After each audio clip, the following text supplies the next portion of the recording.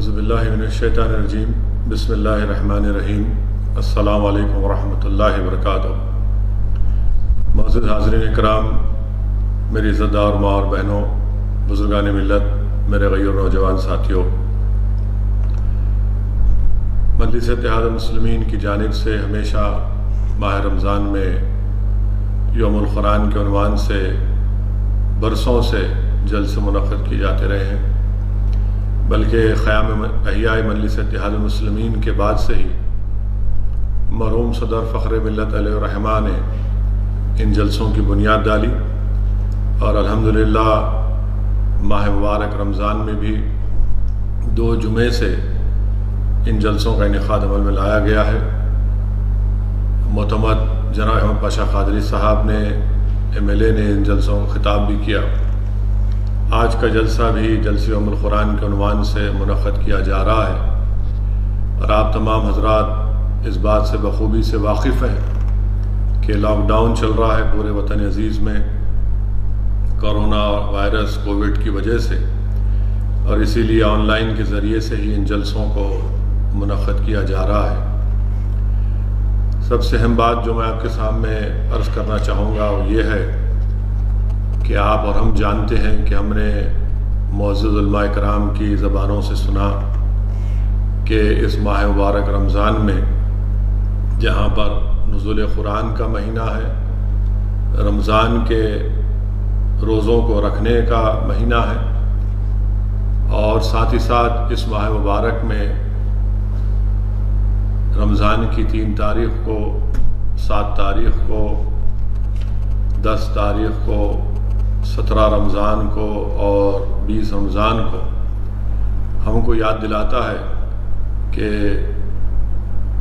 خاتون جنت، شہزادی جنت حضرت فاطمہ رضی اللہ تعالیٰ عنہ کا وصال اس ماہ مبارک میں ہوا۔ ہماری امت کی ماں بی بی خدیجہ کا بھی وصال اسی ماہ مبارک میں ہوا۔ شیر خدا امیر المومنین حضرت علی کرم اللہ وجہ کی شہادت 20 رمضان کو ہوئی۔ 17 رمضان کو حق اور باطل کی پہلی جنگ بدر ہوئی۔ اسی ماہ مبارک میں ہماری امت کی ماں بی بی عائشہ رضی اللہ تعالیٰ عنہ کی وفات ہوئی۔ امام حسن کی رضی اللہ تعالیٰ عنہ شہزاد جنت کی پیدائش ہوئی۔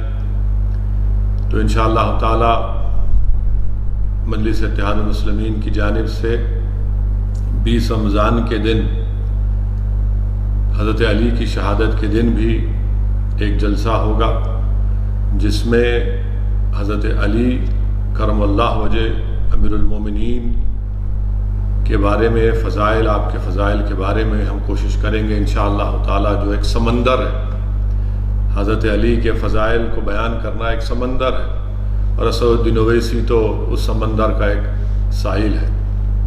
اور انشاءاللہ تعالیٰ 20 رمضان کے دن شیر خدا کے بارے میں، امام حسن کے بارے میں، بی بی خدیجہ ہماری امت کی ماں کے بارے میں، شہزادی جنت حضرت فاطمہ رضی اللہ تعالیٰ عنہ کے بارے میں، اور ہماری امت کی ماں حضرت عائشہ صدیقہ رضی اللہ تعالیٰ عنہ کے بارے میں کوشش کروں گا ان کے بارے میں کچھ ذکر کر سکوں، ان تمام عظیم ہستیوں کے بارے میں، شخصیتوں کے بارے میں، ان کے فضائل حدیث جو آئے ہیں اس کا ذکر کر سکوں۔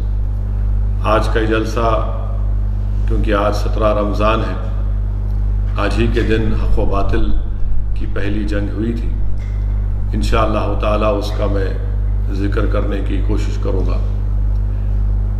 آپ جانتے ہیں کہ یہ رمضان کے ماہ مبارک میں ہم دوسرے دہے میں آ چکے ہیں، اور رحمت کا دہا ہم سے رخصت ہو چکا ہے، اب مغفرت کا دہا ہے۔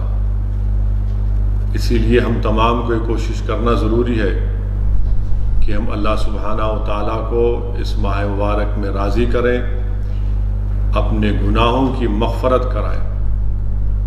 اس لیے کہ حدیث شریف میں آیا کہ اللہ کے رسول صلی اللہ علیہ وسلم نے جمعے کا دن تھا، رحمت اللہ علیہ صلی اللہ علیہ وسلم ممبر مبارک پر اپنا پائلا قدم رکھتے ہیں اور آمین کہتے ہیں۔ اسی طرح اللہ کے رسول صلی اللہ علیہ وسلم نے 3 مرتبہ آمین کہا۔ بعد میں اللہ کے رسول صلی اللہ علیہ وسلم سے رحمت للعالمین سے شافع روز جزا سے امام الانبیاء سے پوچھا گیا، یا رسول اللہ صلی اللہ علیہ وسلم آپ نے منبر پر خد مبارک رکھا، آمین کہا، 3 مرتبہ کہا، کیوں کہا؟ اللہ کے رسول صلی اللہ علیہ وسلم نے فرمایا کہ جبریل امی تھے اور وہ دعا کر رہے تھے کہ ہلاک ہو جائے وہ شخص جس نے اپنے ضعیف ماں باپ کو پایا اور ان کی خدمت نہیں کی، تو میں نے آمین کہا۔ جبریل امی نے دعا کی کہ ہلاک ہو جائے وہ شخص کہ جس جگہ پر درود و سلام، جس جگہ پر محمد مصطفیٰ صلی اللہ علیہ وسلم کا ذکر ہو اور وہاں پر رسول اللہ صلی اللہ علیہ وسلم پر درود و سلام نہ بھیجا جائے۔ تو اللہم صلی علی سیدنا محمد عبدک رسولک نبی امی والآلہ صحابہ وسلم۔ رسول اللہ صلی اللہ علیہ وسلم نے عرض کیا کہ جبریل امی نے دعا کی کہ ہلاک ہو جائے وہ شخص جس نے رمضان کو پایا اور اس کی قدر نہیں کی، تو میں نے آمین کہا۔ میرے عزیز دوستوں اور بزرگوں، میری عزت دار ماں اور بہنوں، دعا کون کر رہے ہیں؟ دعا کرنے والے امام پورے فرشتوں کے امام ہیں، حضرت جبریل امی ہیں۔ اور آمین کون کہہ رہے ہیں؟ سید الانبیاء محمد مصطفیٰ صلی اللہ علیہ وسلم آمین کہہ رہے ہیں۔ ہم تمام کو اپنا محاسبہ کرنا ہے کہ اس ماہ مبارک میں اگر ہم نے اپنے ماں باپ کی نافرمانی کی، ان کو اف کہا ہے، تو ہم توبہ کریں۔ اپنے ماں باپ اگر زندہ ہیں تو ان کو راضی کریں، کیونکہ حضرت جبریل دعا کر رہے ہیں کہ ہلاک ہو جائے وہ شخص جس نے ضعیف ماں باپ کو پایا، ان کی خدمت نہ کی۔ اگر ہم کہیں پر بیٹھے ہیں اور رحمت اللہ علیہ صلی اللہ علیہ وسلم کا ذکر ہوتا ہے، بلکہ ہر وقت آقا کا ذکر ہونا چاہیے، ہر وقت آقا کا ذکر ہونا چاہیے، اور وہاں پر ہم درود السلام نہیں پڑھتے ہیں رحمت اللہ علیہ صلی اللہ علیہ وسلم پر، تو جبریل امی دعا کر رہے ہیں، کملی والے آقا آمین کہہ رہے ہیں۔ اور الحمدللہ اللہ نے ہم کو زندہ رکھا اور یہ ماہ مبارک رمضان عطا کیا، اور ہم کو اللہ نے یہ توفیق بھی دی کہ ہم روزہ رکھیں۔ اور اگر ہم نے رمضان میں اس کی قدر نہیں کر رہے ہیں، تو حضرت جبریل دعا کر رہے ہیں کہ ہلاک ہو جائے وہ شخص جس نے رمضان کو پایا، اس کی قدر نہیں کی۔ میرے عزیز دوستوں اور بزرگوں، اسی لیے یہ مغفرت کا دہا ہے۔ ہم تمام کو یہ پوری کوشش کرنی چاہیے کہ ہم اس ماہ مبارک میں جو نزول قرآن کا مہینہ ہے، اس میں ہم روزے رکھیں، پابندی کے ساتھ رکھیں۔ اگر میرے کوئی غیور نوجوان ساتھی کسی بنا پر یا ان سے غلطی ہوئی ہے روزے نہیں رکھ سکے ہیں، میری آپ سے گزارش ہے کہ فوراً جو رمضان کے ابھی دن باقی ہیں اس کی قدر کرو میرے عزت دار بھائیوں اور بہنوں، اور فوراً آج ہی سے یہ نیت کرو کہ میں رمضان میں روزے رکھوں گا اور اس کی قدر کروں گا، کیونکہ یاد رکھیے میں نے پہلے بھی کہا تھا، آج بھی آپ کے سامنے عرض کر رہا ہوں کہ حدیث شریف میں آیا کہ اللہ کے رسول صلی اللہ علیہ وسلم نے فرمایا کہ اس ماہ مبارک میں جہنم کے دروازوں کو بند کر دیا جاتا ہے، شیاطین کو جھکڑ دیا جاتا ہے، جنت کے دروازوں کو کھول دیا جاتا ہے، اور اس ماہ مبارک کی ہر رات کو، ہر شب میں اللہ سبحانہ و تعالیٰ اپنی شان کے مطابق یہ آوازیں آتی ہیں آسمانوں سے کہ ہے کوئی شخص جو اللہ کو راضی کرنا چاہتا ہے کوئی شخص جو اللہ کو راضی کرنا چاہتا ہے، کوئی شخص جو اپنے گناہوں سے توبہ کرنا چاہتا ہے۔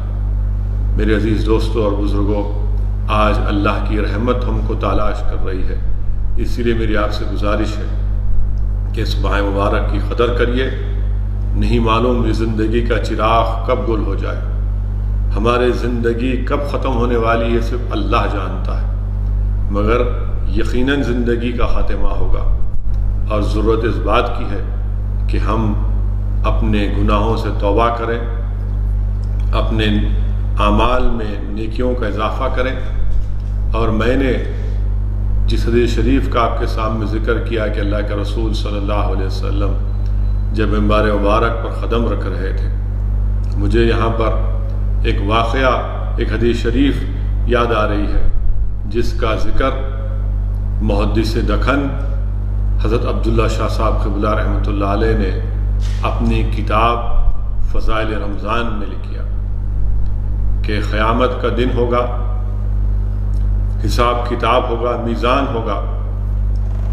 حضرت آدم علیہ السلام سبز رنگ کے کپڑے پہن کر اللہ کے عرش کے پاس کھڑے ہوں گے، ایک شخص کو لایا جائے گا اور اللہ حکم فرمائے گا کہ اس کو جہنم میں ڈالو۔ جب فرشتے اس کو جہنم کی طرف لے کر جاتے ہیں تو حضرت آدم علیہ السلام رسول اللہ صلی اللہ علیہ وسلم کو کہتے ہیں کہ محمد صلی اللہ علیہ وسلم دیکھو آپ کو امتی جہنم میں جا رہا ہے۔ اللہ کے رسول صلی اللہ علیہ وسلم دوڑتے ہیں، ان فرشتوں سے کہتے ہیں کہ کیوں میری امتی کو لے کر جا رہے ہو؟ تو فرشتے کہتے ہیں کہ اللہ کا حکم ہے، حکم بجا لانا ہے۔ اللہ کے رسول صلی اللہ علیہ وسلم رحمۃ اللہ علیہ اللہ کی عرش کی طرف دیکھ کر عرض کرتے ہیں یا اللہ تو نے جو مجھ سے وعدہ کیا اس کو پورا کر دے۔ اللہ سبحانہ و تعالیٰ فرشتوں کو حکم فرمائے گا کہ محمد صلی اللہ علیہ وسلم نے جو کہا اس حکم کو بجا لاؤ۔ اس شخص کو روکا جائے گا اور اللہ فرمائے گا کہ میں اپنے حبیب کے پاس سے کاغذ کو نکالوں گا، اور اس چھوٹے سے کاغذ کو نکال کر اللہ اس شخص، گنہگار شخص کو جس کو اللہ نے حکم دے دیا تھا جہنم میں ڈالنے کا، اس کے میزان کے، اس کے اعمال کے ترازو میں رکھے گا، اور اچانک اس کے نیکیوں کا پلہ بھاری پڑے گا، اور اللہ فرمائے گا کہ لے کر جاؤ اس کو جنت میں۔ وہ شخص حیران دیکھے گا اللہ کے رسول صلی اللہ علیہ وسلم کی طرف اور کہے گا کہ آپ کون ہیں؟ اتنا نورانی چہرہ آپ کا، آپ کون ہیں؟ تو رحمت للعالمین صلی اللہ علیہ وسلم ارشاد فرمائیں گے کہ میں وہ ہوں جو تو دنیا میں مجھ پر درود السلام بھیجتا تھا، آج اس درود السلام کی وجہ سے اللہ نے تیری مغفرت کر دی۔ میرے عزیز دوستوں اور بزرگوں، یہ درود السلام کی اہمیت ہے کہ جو آج اللہ ہم کو زندہ رکھنے کا موقع عنایت فرما رہا ہے۔ ہم کثرت سے روزے رکھیں، قرآن کریم کی تلاوت کریں، اپنے ماں باپ کو راضی کریں، ان کو اف تک نہ کہیں۔ حدیث شریف میں آیا کہ ایک شخص کے اعمال اس کے میزان میں، ترازو میں برابر ہو جائیں گے، اچانک اس کے گناہوں میں اضافہ ہو جائے گا۔ معلوم ہوگا کہ اس کے گناہوں میں، اس کے اعمال میں اضافہ اس لیے ہوگا کیونکہ اس نے اپنے ماں باپ کو اف کہا تھا۔ صرف اف کی بنیاد پر اس کو اللہ حکم فرمائے گا کہ تو نے اپنے ماں باپ کو اف کہا تھا، اس کو جہنم میں ڈال دو۔ جب اس شخص کو لے کر جایا جائے گا تو اس کا بیٹا کہے گا میں بھی جہنم میں جا رہا ہوں، میری نیکیاں میرے باپ کو دے دو، میری نیکیاں میرے والد کو دے دو۔ روتے کہے گا تو اللہ سبحانہ و تعالیٰ کی رحمت جوش میں آئے گی۔ اللہ کہے گا کہ جب آج تم میری رحمت سے امید کر رہے ہو تو اللہ سبحانہ و تعالیٰ ان کو معاف کر دے گا۔ میرے عزیز دوستوں اور بزرگوں، میری عزت دار ماں اور بہنوں، حضرت عبداللہ شاہ صاحب قبلہ رحمۃ اللہ علیہ اپنی اس کتاب میں لکھتے ہیں، حضرت موسیٰ علیہ السلام سے اللہ فرمائے گا کہ اے موسیٰ، میں ایک آنے والی قوم کو، ایک امت کو 2 اندھیرے دوں گا اور 2 روشنیاں دوں گا۔ حضرت موسیٰ علیہ السلام پوچھیں گے اللہ 2 اندھیرے کون سے ہیں؟ تو اللہ سبحانہ تعالیٰ فرمائے گا 2 اندھیرے، ایک خبر کا اندھیرا ہوگا اور ایک جس دن حساب کتاب ہوگا وہ اندھیرا ہوگا۔ اور ان 2 اندھیروں کو دور کرنے کے لیے اللہ حضرت موسیٰ سے کہا کہ میں ان کو قرآن دوں گا اور ان کو رمضان دوں گا۔ حضرت موسیٰ عرض کریں یا اللہ تو مجھے اس میں کیوں نہیں پیدا کر دیتا؟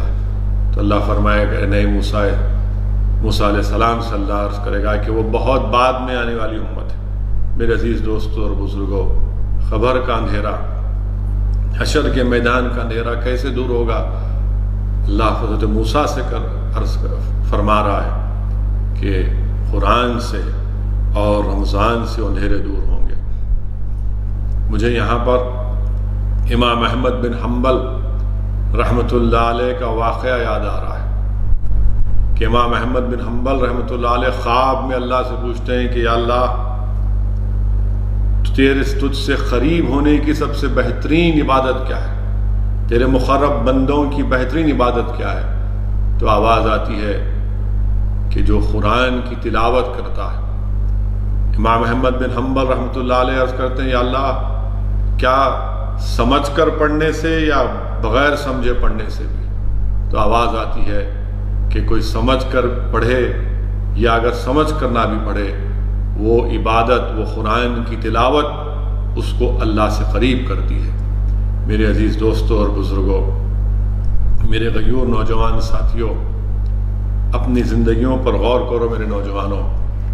تم قوم اور ملت کا مستقبل ہو میرے نوجوان ساتھیوں، میرے نوجوان بھائیوں اور بہنوں، تم قوم کا مستقبل ہو۔ تمہارے مضبوط کندھوں پر اس قوم کے مستقبل کی ذمہ داریاں تم پر عائد ہونے والی ہیں۔ اگر تم گر جاؤ گے تو قوم کا مستقبل خراب ہو جائے گا۔ میرے عزت دار نوجوان ساتھیوں، کیا تم کو یہ پتہ بھی ہے کہ قرآن شریف کے کل کتنے حروف ہیں؟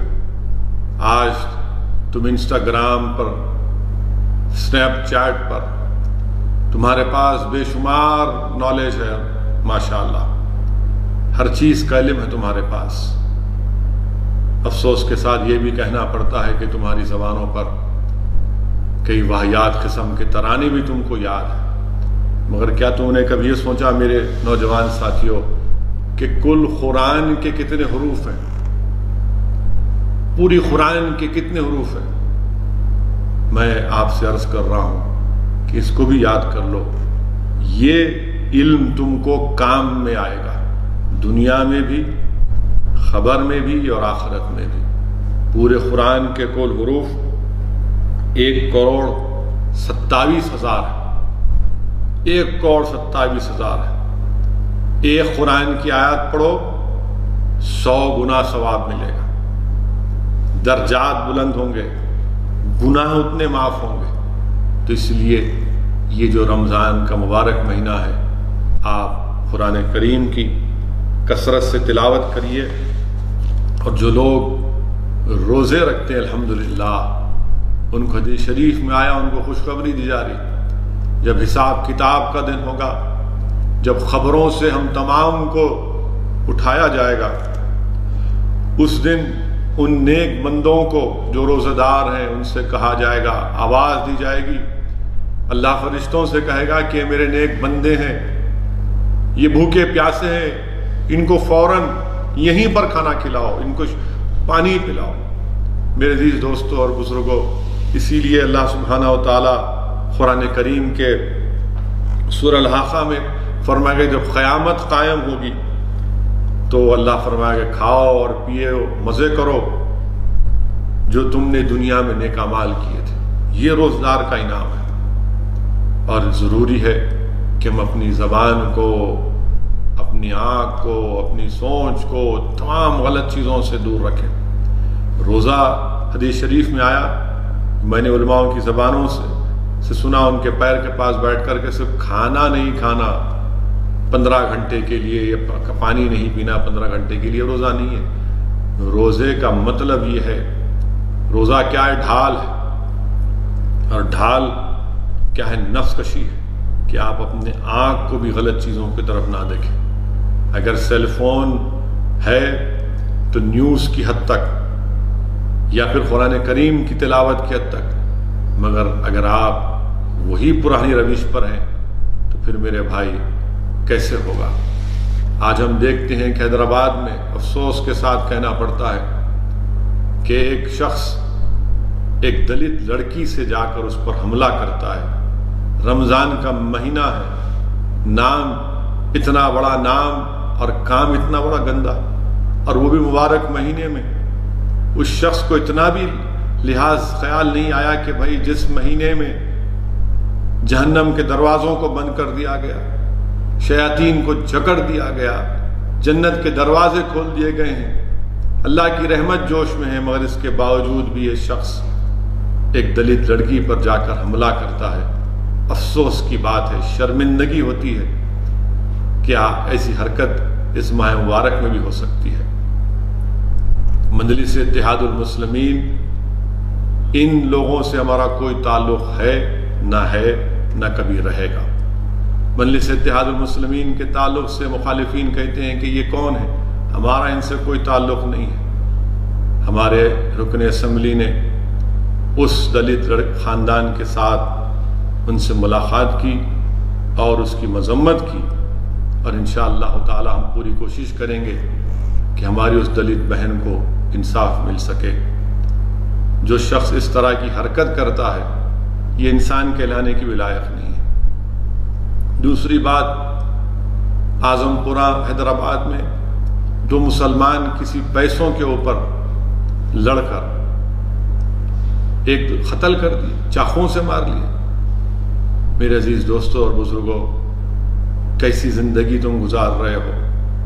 شیطان کو جکڑ دیا گیا، مگر تمہاری فطرت میں جو شیطانیت باقی ہے وہ اس مبارک مہینے میں بھی تم شیطانیت پر اترتے ہو۔ افسوس کی بات ہے، افسوس کی بات ہے کہ دلت لڑکی پر اس پر حملہ کرنا، اس کو سیکشل اسالٹ کرنا، اور پھر دو لڑتے ہیں مسلمان پیسوں کے لیے۔ کہاں جا رہے ہو میرے بھائی؟ کیا جواب دو گے؟ ایک دن مرنا ہے، یاد رکھو۔ ہر چیز کا جواب دینا ہے اللہ کی بارگاہ میں۔ یہ افسوسناک واقعات ہم کو شرمندہ کرتے ہیں۔ میرے عزیز دوستوں اور بزرگوں، حدیث شریف میں آیا، حدیث قدسی ہے، اللہ کے رسول صلی اللہ علیہ وسلم نے فرمایا کہ اللہ فرماتا ہے جو بندہ میرے لیے روزہ رکھتا ہے میں اس کو تندرست رکھوں گا۔ تو ہمارے بعض نوجوان جو ابھی روزہ نہیں رکھے ہیں، میرے بھائی، آپ کی خوبصورتی میں، آپ کے اسمارٹنیس میں کوئی فرق آنے والا نہیں ہے۔ اللہ خود وعدہ فرما رہا ہے کہ اگر تم روزہ میرے لیے رکھو گے تو میں تم کو تندرست رکھوں گا۔ تو اگر آپ روزہ نہیں رکھے ہیں تو آج رات سے نیت کریے تاکہ کل سے آپ اس ماہ مبارک میں پورے روزے رکھ سکیں۔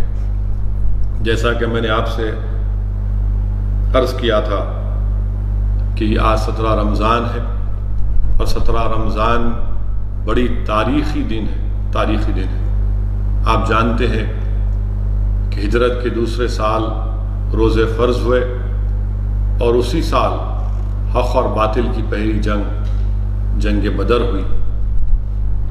علماء کرام نے یہ فرمایا کہ اس کا پس منظر یہ ہے کہ بدر کے مقام پر ایک بدر بن حارث نامی شخص رہتا تھا، تو جگہ اس کے نام سے منسوب ہو گئی۔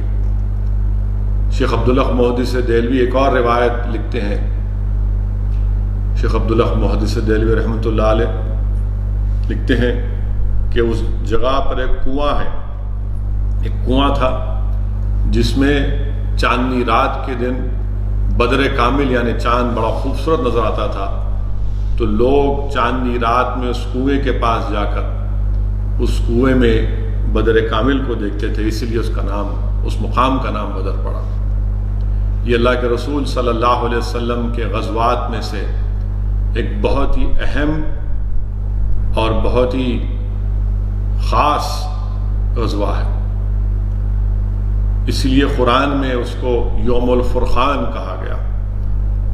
وہ حق اور باطل کی کھلی فرق کا دن ہے، وہ مسلمان اور مشرکین کے درمیان میں کھلی فرق کا دن ہے، اسی لیے اس کو قرآن کریم میں یوم الفرقان کہا گیا۔ 17 رمضان کے دن اللہ سبحانہ و تعالیٰ نے ایک چھوٹی جماعت کو ایک بڑی طاقتور جماعت پر غلبہ عطا کیا۔ جنگ بدر کا پس منظر اگر آپ دیکھیں گے تو علماء کرام نے لکھا، بلکہ میں نے جامع نظامیہ کے ایک عظیم عالم دین کی کتاب میں پڑھا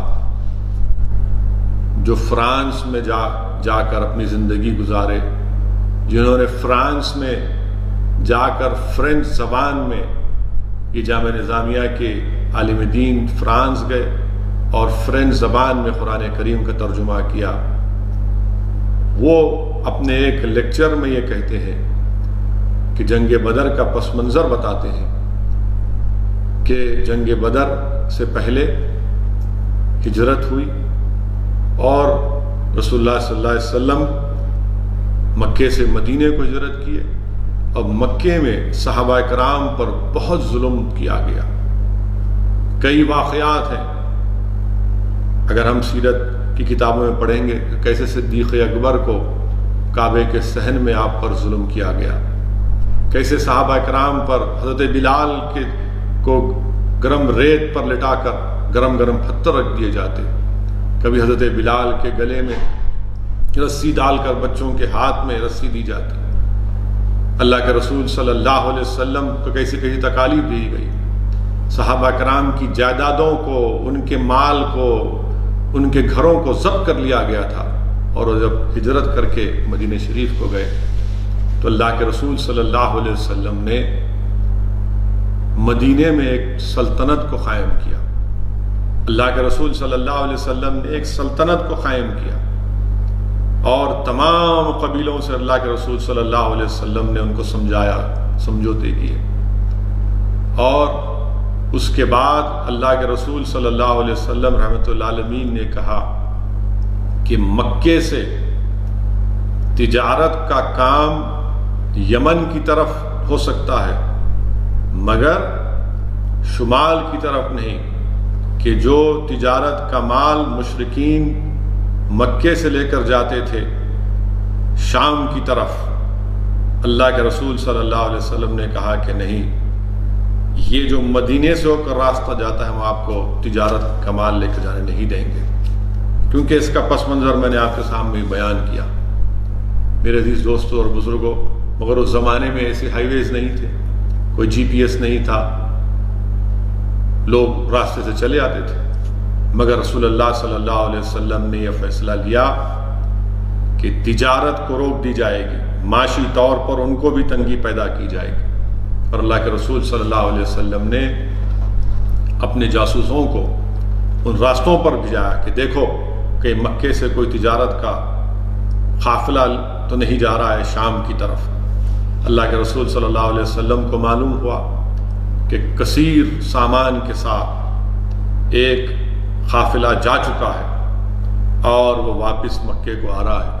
اللہ کے رسول صلی اللہ علیہ وسلم نے فوراً صحابہ کرام کو بتایا کہ دیکھو اگر یہ قافلہ جو تجارت کا مال لے کر اگر مکے کو پہنچے گا تو اسلام اور مسلمانوں کے خلاف اور تکالیف کے منصوبے بنائے جائیں گے، اس کو روکنا ہے۔ رسول اللہ صلی اللہ علیہ وسلم نے صحابہ کرام کو حکم دیا کہ چلیے نکلو اپنے گھروں سے، اللہ سلامت درجات کو بلندی فرمائے۔ صحابہ کرام نے، لاکھوں سلام ہمارے صحابہ کرام، وہ فوراً اپنے گھروں سے نکلے۔ اللہ کے رسول صلی اللہ علیہ وسلم نے اللہ کی بارگاہ میں یہ دعا کی کہ یا اللہ میرے صحابی کے پاس سواری نہیں ہے تو ان کو عزت کے مطابق ان کو سواری دے دے۔ اللہ کے رسول صلی اللہ علیہ وسلم نے دعا کی اللہ سے، یا اللہ ہمارے جسموں پر کپڑے نہیں ہے، ہم کو کپڑے دے دے۔ دعا کی یا اللہ رزق نہیں ہے تو رزق دے دے، عزت سے نواز دے۔ اللہ کے رسول صلی اللہ علیہ وسلم نے یہ دعا کی، صحابہ کرام نے رضوان اللہ تعالیٰ اجمعین رسول اللہ صلی اللہ علیہ وسلم کے حکم کی تعمیل کے لیے، بجا لانے کے لیے اپنے اپنے گھروں سے نکلے۔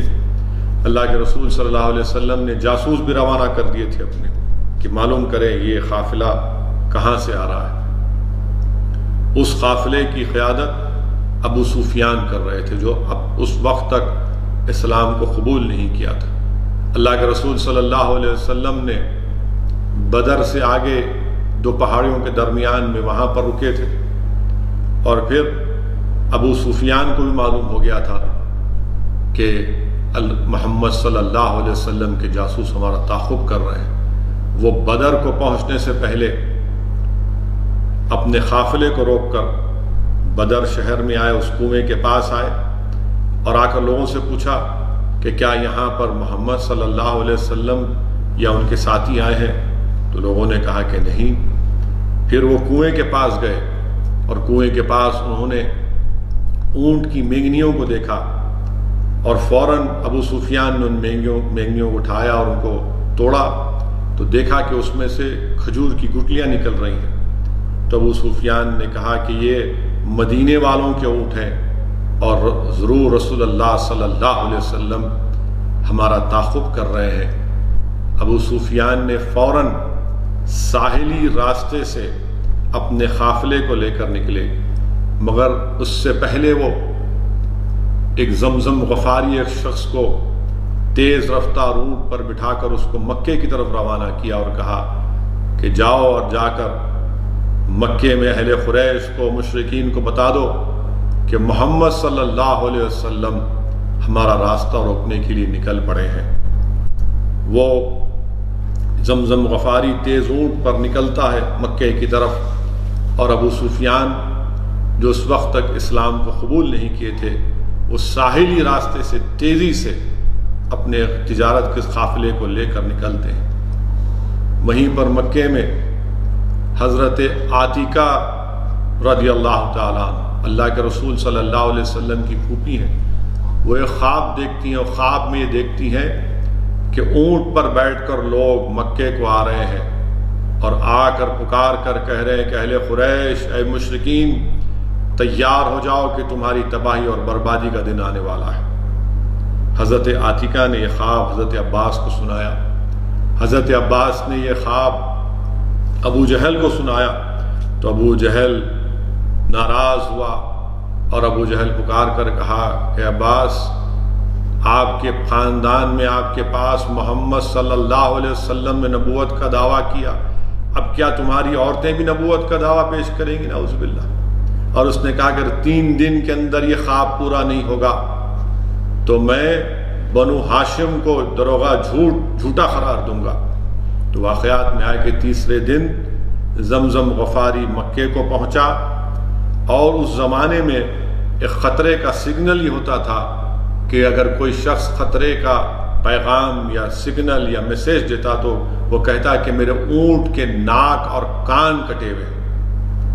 اور جیسا ہی اس نے یہ کہا، تمام مشرکین مکہ، اہل قریش تیار ہو گئے کہ اب ہم جا کر اس قافلے کو اور محمد صلی اللہ علیہ وسلم کا مقابلہ کریں گے اور نعوذ باللہ ان کا ہمیشہ کے لیے خاتمہ کریں گے۔ اور پوری شان و شوکت کے ساتھ تیاری ہوتی ہے، اسلحہ لیا جاتا ہے، باجا اور کھانے کا انتظام لے کر یہ مشرکین مکے سے نکلتے ہیں۔ ابو سفیان کے پاس سے ایک اور پیغام دیا جاتا ہے کہ مت نکلو، میں نے اپنے تجارت کے قافلے کو بچا کر ساحلی راستے سے نکل پڑا ہوں۔ مگر ابو جہل کہتا ہے کہ نہیں، اب ہم نہیں رکیں گے۔ اللہ کے رسول صلی اللہ علیہ وسلم اس جو بدر کے وادی میں تھے نکل کر بدر کے شہر میں آ کر صحابہ اکرام سے مشورہ کرتے ہیں، اور اللہ کے رسول صلی اللہ علیہ وسلم عرض کرتے ہیں کہ مجھے جبریل امین نے آ کر عرض کیا ہے کہ اللہ سبحانہ و تعالیٰ نے ہم کو یہ پیغام دیا ہے کہ اگر آج ہم مقابلہ کریں گے ان لوگوں سے تو اللہ ہم کو کامیاب کرے گا۔ اللہ کے رسول صلی اللہ علیہ وسلم مشورہ کرتے ہیں۔ حضرت صدیق اکبر ابو بکر صدیق رضی اللہ تعالیٰ عنہ عرض کرتے یا رسول اللہ، ہم آپ کے حکم کے انتظار میں ہیں۔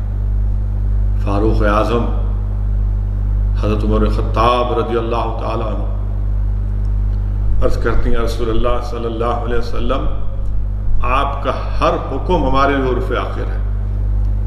حضرت مقداد کھڑے ہو کر عرض کرتے ہیں یا رسول اللہ صلی اللہ علیہ وسلم،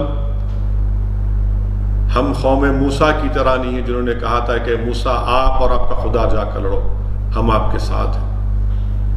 حضرت سعد بن معاذ کھڑے ہوتے ہیں اور کہتے ہیں رسول اللہ، اگر آپ ہم کو صلی اللہ علیہ وسلم اگر آپ ہم کو کہیں گے کہ سمندر میں کود جاؤ، ہم سمندر میں کود جائیں گے۔ اللہ کے رسول صلی اللہ علیہ وسلم آپ تمام کے لیے دعا کرتے ہیں، اور اللہ کے رسول صلی اللہ علیہ وسلم اس جگہ کو منتخب کرتے ہیں کہ یہ جگہ ٹھیک ہے، یہیں پر ہم ان کا ٹھہر کر مقابلہ کریں گے۔ اور اللہ کے رسول صلی اللہ علیہ وسلم رات کے اندھیرے میں صحابہ کرام سے فرماتے ہیں کہ کل اس جگہ پر عتبہ مارا جائے گا، ابو جہل مارا جائے گا، اور ان جگہوں کی نشاندہی کرتے رحمۃ اللہ علیہ صلی اللہ علیہ وسلم۔ اللہ کے رسول صلی اللہ علیہ وسلم کے لیے ایک عریش بنائی گئی، چھوٹی سی جھوپڑی، چھوٹا سا مقام ایک بنایا گیا تھا۔ اللہ کے رسول صلی اللہ علیہ وسلم رات بھر اس میں اللہ سے دعا کرتے ہیں۔ حدیث شریف میں آیا، سیرت کی کتابوں میں آیا کہ اللہ کے رسول صلی اللہ علیہ وسلم رو رو کر گر گڑا کر دعا کرتے ہیں کہ اللہ اگر کل یہ لوگ شکست کھا جائیں گے تو صبح قیامت تک تیرا نام لیوا کوئی نہیں ہوگا، تیرا کلمہ توحید بلند کرنے والا کوئی نہیں ہوگا۔ واقعات میں آیا کہ اللہ کے رسول صلی اللہ علیہ وسلم پر رقت طاری ہو جاتی دعا کرتے کرتے کہ اللہ کے رسول صلی اللہ علیہ وسلم کے کھندے مبارک سے چادر گر جاتی ہے، تو صدیق اکبر جو ساتھ کھڑے ہیں وہ کہ صدیق رضی اللہ تعالیٰ عنہ اللہ کے رسول صلی اللہ علیہ وسلم سے جا کر اس کے رسول اللہ صلی اللہ علیہ وسلم، اللہ ضرور آپ کو غالب کرے گا، اللہ ضرور آپ کو کامیاب کرے گا۔ اور جب صبح ہوتی ہے تو اللہ کے رسول صلی اللہ علیہ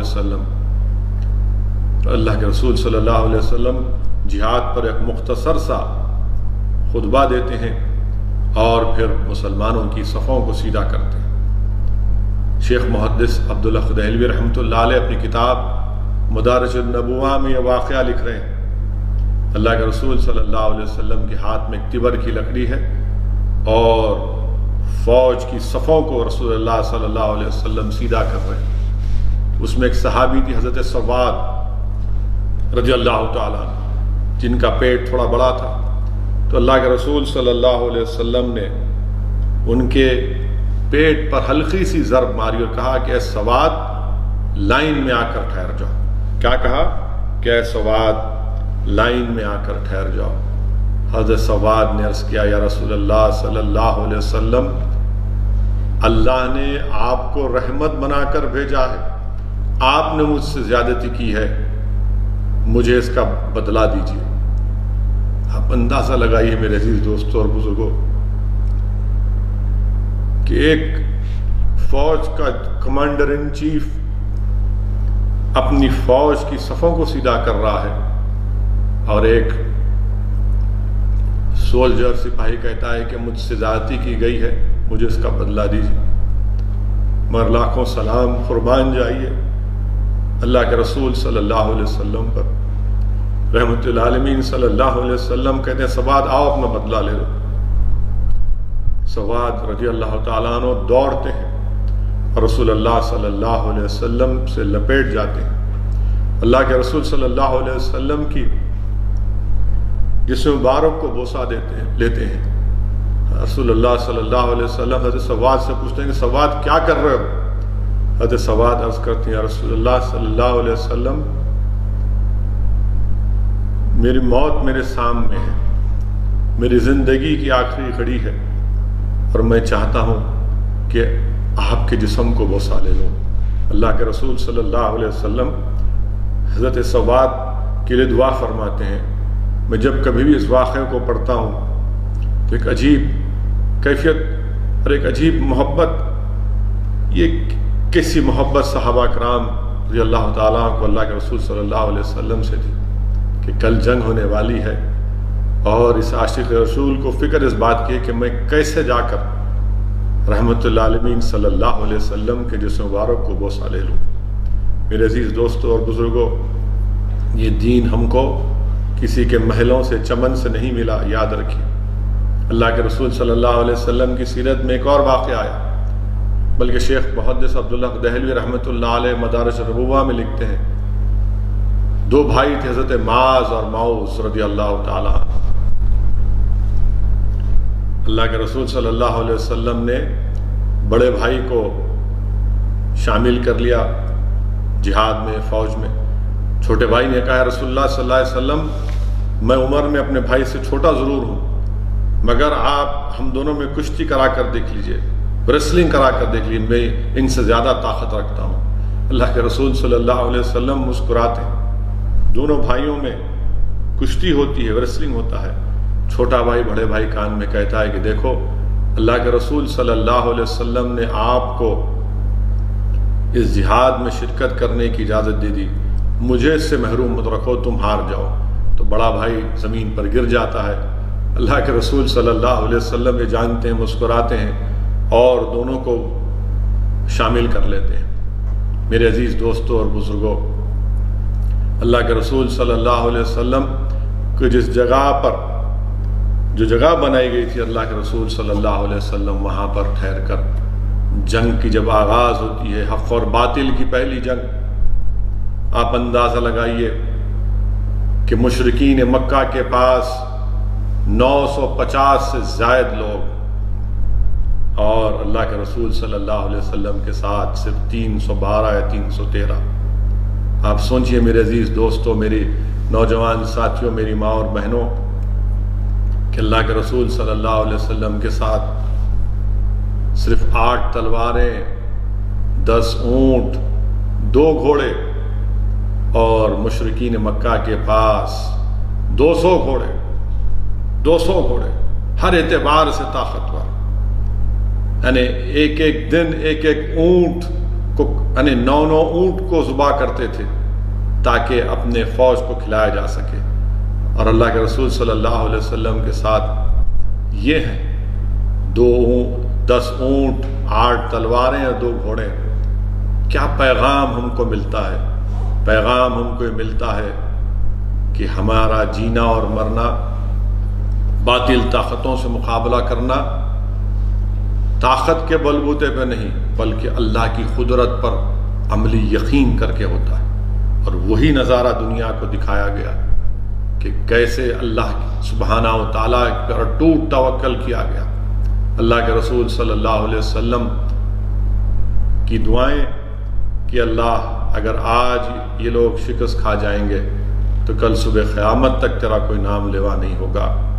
قرآن کریم میں سورہ انفال کی آیت نمبر 9 آپ پڑھیے، جس کا ترجمہ علماء کرام، محدثین اور علماء نے کیا کہ اللہ فرما رہا ہے کہ ہم نے مسلمانوں کی تعداد کو مشرکین کو کم دکھایا اور مشرکین کو مسلمانوں کی تعداد کم دکھائی۔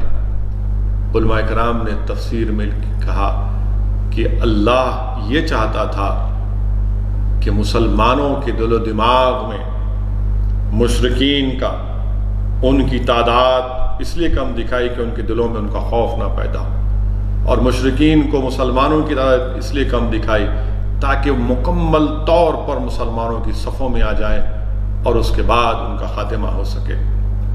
سورہ بقرہ میں ایک اور اللہ کی مدد کا ذکر، جس کا علماء کرام نے ذکر کیا کہ اللہ سبحانہ و تعالیٰ نے مسلمانوں کی تعداد مشرکین کو زیادہ دکھائی اور ان کا ڈر اس میں پیدا کیا۔ سورہ انفال کی آیت میں ایک اور جگہ پر اللہ سبحانہ و تعالیٰ قرآن میں ذکر کر رہا ہے کہ اللہ نے ملائکہ فرشتوں کو نازل کر کے مسلمانوں کی تائید کی، مسلمانوں کو اس جنگ میں کامیاب کیا۔ پھر سورہ انفال میں ایک اور جگہ پر اللہ سبحانہ رسول اللہ صلی اللہ علیہ وسلم نے جنگ بدر میں جب اپنے ہاتھوں میں کنکریاں اٹھا کر مشرکین مکہ کی طرف پھینکتے تھے اور کہتے تھے رحمت اللہ علیہ زبان مبارک سے کہ شاہت الجو، شاہت الجو، شاہت الجو، تو اللہ سبحانہ و تعالیٰ فرما رہے ہیں کہ میرے حبیب وہ آپ نہیں، ہم پھینک رہے تھے۔ میرے عزیز دوستوں اور بزرگوں، اللہ سبحانہ و تعالیٰ نے ایک اور مدد کی مسلمانوں کی کہ بارش کو نازل کیا، بارش کو نازل کیا۔ میرے عزیز دوستوں اور بزرگوں، یہی 2 معصوم حضرت معاذ رضی اللہ تعالیٰ عنہ، واقعات میں آیا، سیرت کی کتابوں میں آیا کہ ان 2 بھائیوں نے پوری جنگ میں دیکھ رہے تھے کہ کہاں ہے ابو جہل، کہاں ہے ابو جہل، اور وہ بڑے اپنے ساتھیوں کے درمیان میں جنگ میں تھا۔ دونوں بھائی گھس کر حضرت معاذ ابو جہل کی پنڈلی پر ایک وار مارتے ہیں اور اس کو زخمی کر دیتے ہیں۔ ابو جہل کا بیٹا بھی حضرت معاذ پر حملہ کرتا ہے، وہ زخمی ہو جاتے ہیں۔ ابو جہل پر زخم ہوتا ہے، گر جاتا ہے، اور پھر رسول واقعات میں یہ بھی آیا کہ حضرت معاذ رضی اللہ تعالیٰ عنہ کا ایک بازو اس حملے میں زخمی ہو جاتا ہے، بری طرح زخمی ہو جاتا ہے۔ اتنا زخمی ہو جاتا ہے کہ وہ لٹکتے رہتا ہے۔ شیخ عبدالحق محدث دہلوی رحمۃ اللہ علیہ اپنی کتاب مدارج النبوہ میں لکھتے ہیں، شفا شریف کی کتاب قاضی ایاز کی، کہ اللہ کے رسول صلی اللہ علیہ وسلم کے پاس جب دونوں بھائی جا کر عرض کرتے ہیں، یا رسول اللہ صلی اللہ علیہ وسلم، ہم نے ابو جہل کو مارا ہے، ہم نے ابو جہل پر وار کیا ہے۔ اللہ کے رسول صلی اللہ علیہ وسلم حضرت معاذ کے کھندے کے زخم کو دیکھتے ہیں تو اللہ کے رسول صلی اللہ علیہ وسلم اپنا لاب دہن اس کھندے پر لگاتے ہیں اور وہ کھندا ایسا ہو جاتا ہے جیسا اس پر کوئی زخم ہی نہیں آیا تھا۔ سیرت کی کتابوں میں آیا کہ حضرت معاذ رضی اللہ تعالیٰ عنہ اللہ کے رسول صلی اللہ علیہ وسلم کے مبارک لاب دہن لگانے سے آپ کا زخم بھر جاتا ہے، آپ کا بازو پہلے سے زیادہ مضبوط ہوتا ہے، اور آپ عثمان غنی ذوالنورین رضی اللہ تعالیٰ عنہ کی خلافت تک زندہ رہتے ہیں۔ میرے عزیز دوستوں اور بزرگوں، واقعات میں آیا کہ حضرت عکاشہ رضی اللہ تعالیٰ عنہ، حضرت عکاشہ رضی اللہ تعالیٰ عنہ اللہ کے رسول صلی اللہ علیہ وسلم کے پاس دوڑتے آتے ہیں، کہتے ہیں رسول اللہ صلی اللہ علیہ وسلم میری تلوار ٹوٹ گئی۔ اللہ کے رسول صلی اللہ علیہ وسلم حضرت عکاشہ کو ایک لکڑی پھینکتے ہیں، جاؤ اس سے مقابلہ کرو۔ میرے عزیز دوستوں، میری عزت دار ماں اور بہنوں، اللہ کے رسول صلی اللہ علیہ وسلم سے کتنی محبت تھی کہ لکڑی دی جا رہی ہے اور یہ نہیں پوچھ رہے کہ یا رسول اللہ صلی اللہ علیہ وسلم لکڑی سے محبت ہے، بے انتہا محبت ہے، اور دوڑتے ہیں۔ حضرت عکاشہ جب اس کو استعمال کرتے ہیں تو تلوار بن جاتی ہے، سفید تلوار جس کو اون انہوں نے نام رکھا۔ حضرت عکاشہ اس سے لڑتے رہے۔ میرے عزیز دوستوں اور بزرگوں، یہیں پر ہم کو یہ بھی معلوم ہوتا ہے حضرت بلال رضی اللہ تعالیٰ عنہ، وہ ظالم عمیر بن خلف جو آپ پر ظلم ڈھاتا تھا، حضرت بلال اس کا بھی تعاقب کرتے ہیں اور اس سے کہتے ہیں کہ تو مجھ کو تکالیف دیتا تھا، آج میں تجھ کو بخشوں گا نہیں۔ میرے عزیز دوستوں اور بزرگوں، جنگ بدر میں 14 صحابی شہید ہوئے اور مشرکین کے 70 سے زیادہ لوگ مارے گئے، 70 سے زیادہ لوگ۔ یہ حق اور باطل کی پہلی جنگ، یہ اللہ کی ذات پر ٹوٹ توکل کرنے کی پہلی تفسیر، پہلے ایگزامپل۔ ارے بتایا جا رہا ہے کہ ہم صرف قوت پر نہیں بلکہ قدرت پر پہلے بھروسہ رکھتے ہیں، ہم صرف طاقت پر نہیں بلکہ اللہ کی قدرت پر بھی بھروسہ رکھتے ہیں۔ میرے عزیز دوستوں اور بزرگوں، میرے غیور نوجوان ساتھیوں، جب تک جذبہ شہادت زندہ تھا ہمارے سروں پر عزت کے تاج رکھے جاتے تھے، اور جب سے ہمارے دلوں سے دنیا کی محبت، موت کا ڈر پیدا ہو گیا، وہن جس کو حدیث شریف میں اللہ کے رسول صلی اللہ علیہ وسلم نے فرمایا، ذلت اور رسوائی ہمارا مقدر بنتے جا رہی۔ میرے غیور نوجوان ساتھیوں، ہم میں بہترین سائنسدان تھے، ہم میں بہترین میتھمیٹیشین تھے، ہم ساری دنیا کا حساب کرتے تھے، آج دنیا ہمارا حساب کر رہی ہے۔ ہم میں بہترین طبیب ڈاکٹرز تھے، ہم دنیا کا علاج کرتے تھے، آج ہمارا علاج کرنے کے لیے اسپتال کے لوگ تیار نہیں ہیں، اس لیے کہ ہم صرف مسلمان ہیں، ہمارے جسموں پر کپڑے نہیں ہیں، ہم دنیا کے اترے ہوئے کپڑے پہننے پر مجبور ہیں۔ جب قرآن نے ہم کو ایک بہترین امت قرار دیا تو پھر آخر یہ رسوائی کیوں، یہ کمزوری کیوں، یہ بے عزتی کیوں؟ یہ اس لیے میرے عزیز دوستوں اور بزرگوں کہ ہم نے اپنے منصب کو بھلا دیا۔ اپنے منصب کو یاد رکھو اور ہمیشہ اللہ کی ذات پر بھروسہ کرو۔ کوئی تعجب کی بات نہیں ہے کہ اللہ سبحانہ و تعالیٰ دوبارہ فرشتوں کو نازل کر کے ہماری مدد کرے۔ یقیناً میں جانتا ہوں مصائب اور مشکلات میں ہم ڈوبے ہوئے ہیں، میں جانتا ہوں کہ نفرت کی دیواریں بلکہ نفرت کے سمندر میں ہم اپنے آپ کو اکیلا پاتے ہیں۔ وطن عزیز میں، بھارت میں اتنی نفرت مسلمانوں کے تعلق سے پیدا کر دی گئی کہ اس نفرت کے سمندر میں ایک طوفان ہے اور ہم ایک کشتی میں سوار ہیں، اور ان نفرت کے سمندروں میں، ان لہروں کا، ان آندھیوں کا ہم کو مقابلہ کرنا ہے۔ مگر میرے عزیز دوستوں، میری عزتدار اور ماں اور بہنوں، جنگ بدر سے ہم کو پیغام ملتا ہے کہ طاقت، قوت، تعداد پر نہیں بلکہ اللہ کی ذات پر اٹوٹ بھروسہ کرنا، قدرت پر کامل یقین رکھنا۔ انشاءاللہ تعالی اللہ ہم کو ان تمام مصائب سے، ان مشکلات سے اللہ ہم کو چھٹکارا دلائے گا۔ میرے عزیز دوستوں اور بزرگوں، آئے دن ہم دیکھتے ہیں کہ ہمارے وطن عزیز میں ایسے ایسے واقعات ہوتے ہیں۔ افسوس کے ساتھ مجھے کہنا پڑتا ہے کہ دلی میں جامعہ ملیہ یونیورسٹی کی ہماری ایک بچی کو، صفورہ زرگر کو، حاملہ ہے 4 مہینے کی، اس کو اریسٹ کر لیا گیا۔ ایک اور لڑکی کو اریسٹ کر لیا گیا، اور کیا سیکشن لگایا گیا؟ ان لافل ایکٹیویٹیز پریونشن ایکٹ کے سیکشن لگائے گئے۔ کیا جرم ہے ان کا؟ کیا جرم ہے کہ ایک حاملہ بچی کو جیل میں ڈال دیے؟ ہم پوچھنا چاہتے ہیں وزیر اعظم سے، ہوم منسٹر سے، کہ یہ کیا ہو رہا ہے؟ ایک حاملہ لڑکی کو گرفتار کرنا، اسٹوڈنٹس کو گرفتار کرنا، ان پر UAPA لگانا، اور UAPA کا کون سا سیکشن؟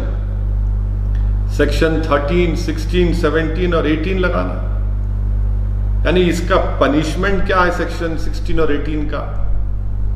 کہ اس کا پنشمنٹ فار ٹیررسٹ ایکٹ ہے، یعنی سزا ہوگی تو ٹیررسٹ ایکٹ۔ یہ ٹیررزم کر رہے تھے لوگ۔ CAA کے خلاف، NPR، NRC کے خلاف آواز اٹھانا ہے ٹیررسٹ ایکشن ہے۔ عجیب بات ہے۔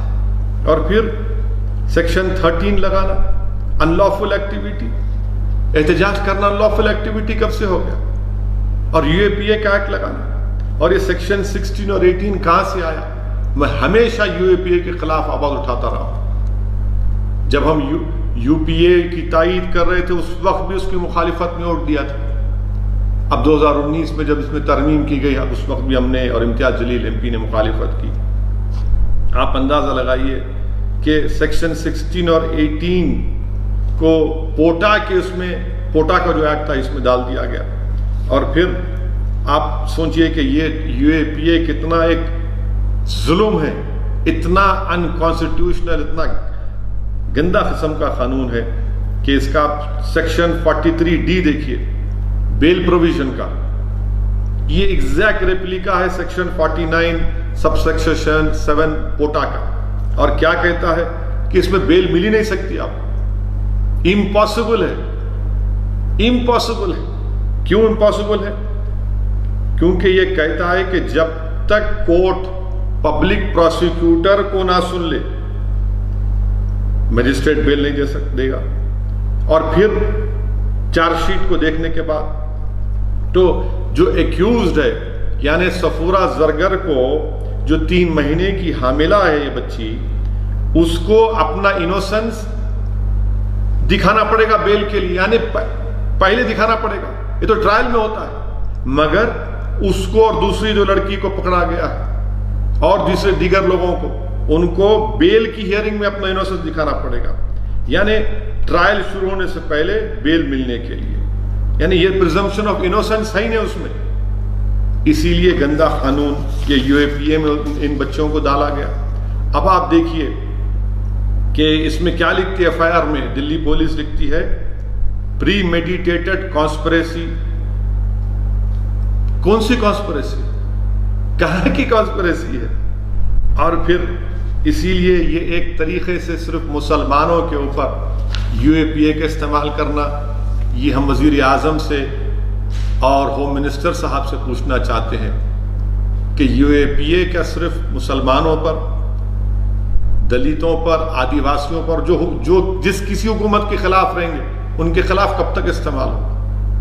ہم وزیر اعظم سے پوچھنا چاہتے ہیں کہ ان لوگوں پر UAPA استعمال نہیں ہوگا؟ چلیے UAPA چھوڑ کے ان کو گرفتار بھی نہیں کریں گے جنہوں نے کہا تھا کہ دیش کے غداروں کو گولی مارو، ان کو کچھ نہیں بولا جائے گا۔ اور 3 مہینے کی حاملہ بچی کو UAPA ٹیررسٹ ایکٹ لگا دیا گیا. جو بیان دیے کہ دیش کے غداروں کو گولی مارو، وہ آج آرام سے بیٹھے ہوئے ہیں. اور یہ اس لڑکی کو جو 3 مہینے کی حاملہ ہے اس کی کیریکٹر اسیسینیشن کیا جا رہا ہے. آپ بتائیے، ظفر الاسلام صاحب جو دلی کے مائنورٹیز کمیشن کے چیئرمین ہیں، ان کے اوپر سیڈیشن کا کیس. ارے آخر کے کہاں جائے گا یہ؟ انہوں نے جو ٹویٹ کیا تھا اس میں انہوں نے خود کہا کہ اس ملک کے موجودہ کووڈ کی وجہ سے میں اس کو واپس لیتا ہوں. مگر جو بنیادی بات انہوں نے کہی تھی اس پر کون سا سیڈیشن لگائیں گے آپ؟ کہاں سے لگائیں گے؟ آپ اندازہ لگائیے کہ کس طریقے سے قانون کو استعمال کیا جا رہا ہے. جو لوگ دلی کے فسادات میں گھر کو جلائے، جن کی وجہ سے موت ہوئی، کچھ نہیں ہوگا. ان لوگ آج آرام سے گھوم رہے ہیں کہ دلی کے. میں نے اس وقت ہی پارلیمنٹ میں جب دلی کے فسادات پر بحث ہوئی تھی، ہوم منسٹر کے بیان کے بعد میں نے پارلیمنٹ سے باہر نکل کر جس خدشے کا اظہار کیا تھا کہ انصاف نہیں ہوگا مسلمانوں کو دلی کے فسادات میں، یہ ایک جینوسائیڈ تھا، پروگرام تھا، اور وہ صحیح ثابت ہو رہا. آج صفورہ زرگر کے اوپر، وہ بچی کے اوپر اس طرح کا UAPA کے سیکشنز کو استعمال کرنا، اس سے کیا انصاف ہونے والا ہے؟ کیا CAA کا پروٹیسٹ میں حصہ لینا، NPR NRC کے حصہ لینا، کوئی کون سا یہ UAPA لگا دیں گے آپ ان کے اوپر؟ افسوسناک بات ہے، بڑی افسوسناک بات ہے. میں اس کی مذمت کرتا ہوں اور حکومت سے مطالبہ کرتے ہیں کہ اس کو فوراً واپس لیا جائے. تیسری اہم بات کہ ہمارے وطن عزیز میں کووڈ وائرس کی وجہ سے لاک ڈاؤن چل رہا ہے. لاک ڈاؤن چل رہا ہے. مارچ میں شروع ہوا، اب لاک ڈاؤن چل رہا ہے. تلنگانہ میں 29 مئی تک لاک ڈاؤن رہنے والا ہے. میں شروع دن سے کہہ رہا ہوں، میں نے اس پر آرٹیکل بھی لکھا، قانون دانوں سے مشورہ کر کے، کہ یہ لاک ڈاؤن انکانسٹیٹیوشنل ہے. آپ national disaster management act, epidemic act کے تحت گورنمنٹ آف انڈیا پورے ملک میں لاک ڈاؤن نہیں ڈال سکتی. یہ فیڈرلزم کے خلاف ہے، یہ اسٹیٹ سبجیکٹ ہے. مجھے نہیں معلوم کہ اسٹیٹ گورنمنٹس خاموش کیوں ہیں. افسوس سے اس بات کا ہے کہ دلی چیف منسٹر، ان کے ہی ڈیلی مائنورٹیز کمیشن کے اوپر کیس بک ہوتا ہے، ایک لفظ نہیں بولتے دلی کے چیف منسٹر. آپ کیا خاموشی ہے آپ کی؟ یہ اتنی خاموشی، آپ نے ان کو نامزد کیا، آپ کی سرکار نے ان کو نامزد کیا ہے. 72 ایئر اولڈ ہے وہ آدمی. آپ بتائیے. اور پھر یہ لاک ڈاؤن کی وجہ سے جتنے ہمارے مائیگرنٹ لیبررز ہیں جو خاص طور سے بہار، بنگال، UP، جھارکھنڈ سے ہمارے دیش کے مختلف بڑے بڑے شہروں میں گئے، یہی غریب لوگ ہیں جنہوں نے ہمارے نئے بھارت کو بنانے میں اپنا رول ادا کر رہے ہیں.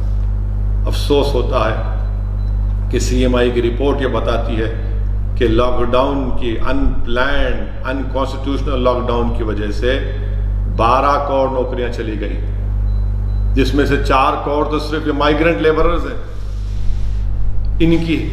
ان کی کیفیت دیکھیے. اورنگ آباد